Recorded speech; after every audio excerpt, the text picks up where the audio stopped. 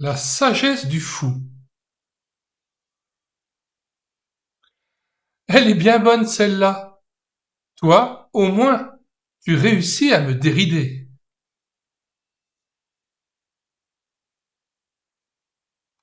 Tiens, je veux te donner quelque chose.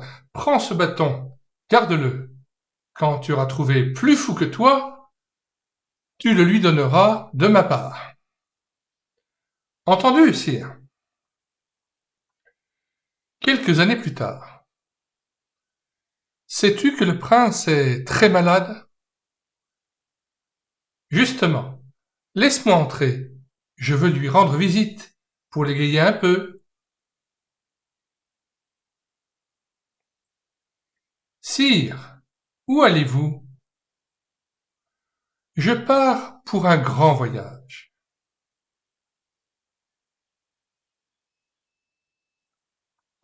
Et quand donc serez-vous de retour? Dans un an? Non, jamais. Et quels préparatifs avez-vous fait pour une telle expédition? Aucun. Sire, vous partez pour toujours sans vous y être préparé?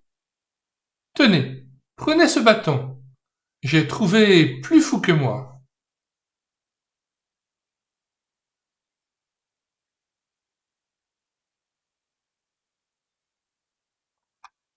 Si le fou du prince vivait encore, il n'aurait pas de peine à trouver plus fou que lui dans notre humanité.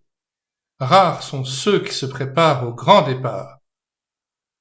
Je sais que tu es jeune, et que ce n'est pas dans l'adolescence qu'on songe sérieusement à la mort. Après tout, il ne s'agit pas de cela, mais au fait qu'il faudra partir pour se trouver face à face avec Dieu. Et c'est à cause de cette redoutable confrontation qu'il faut, avant qu'il ne soit trop tard, faire la paix avec lui. Du reste, c'est la Bible qui nous presse de le faire. Prépare-toi à la rencontre de ton Dieu. Amos 4, verset 12. Et comment? En te convertissant, en te tournant résolument vers lui, lui demandant qu'il te pardonne tes péchés que tu as commis, dis-les-lui, fais-lui connaître tes fautes de tes lèvres et crois que Jésus est mort pour chacun de ces péchés que tu mentionnes et que tu dis à Dieu. Le sang de Jésus a coulé pour toi et si tu crois qu'il a expié ses fautes à ta place à la croix, eh bien, reçois par la foi le pardon de tes péchés. Il t'accueillera puisqu'il a donné son Fils Jésus-Christ pour que tu ne périsses pas, mais que tu aies la vie éternelle. Jean 3,16. Sois sage et prépare-toi. Demande pardon à Dieu et demande-lui aussi qu'il change ta vie. Dans 1 Jean 1,9, il est dit « Si nous confessons nos péchés, il est fidèle et juste pour nous les pardonner et pour nous purifier de toute iniquité. » Et Jésus affirme « Celui qui croit en moi vivra, quand bien même il serait mort. » Dans Jean 11, verset 25, il est dit « Je suis la résurrection et la vie. Celui qui croit en moi vivra, quand même il serait mort, et quiconque vit et croit en moi ne mourra jamais. Crois-tu cela ?» dit Jésus à Marthe. Dans ce contexte, dans ce dialogue entre Jésus et Marthe, eh bien, le contexte est terrible parce que Marthe vient de perdre son frère, euh, Lazare, qui est décédé, et Jésus va le ressusciter des morts. Il est dit aussi dans un autre endroit de la Bible, dans le Saint-Testament, « Revenez avec des paroles ».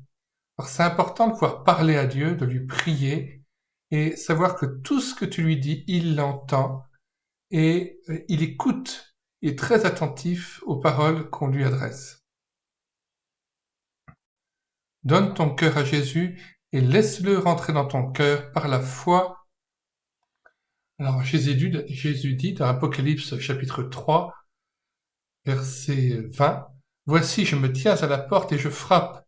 Si quelqu'un entend ma voix et ouvre la porte, j'entrerai chez lui, je souperai avec lui et lui avec moi.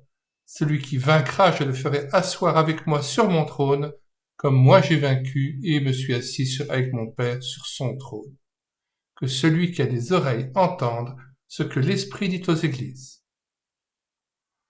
Alors, cette BD est extraite du Tournesol, la BD Tournesol chrétienne numéro 53 du deuxième trimestre 1976 et qui s'appelait Le Palais du Prince Noir.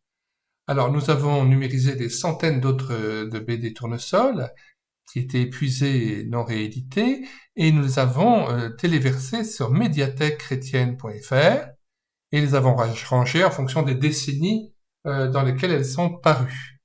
Et puis tu peux sur cette chaîne YouTube Elle écoutait sa parole écouter plusieurs vidéos de BD Tournesol qui ont été lues et filmées.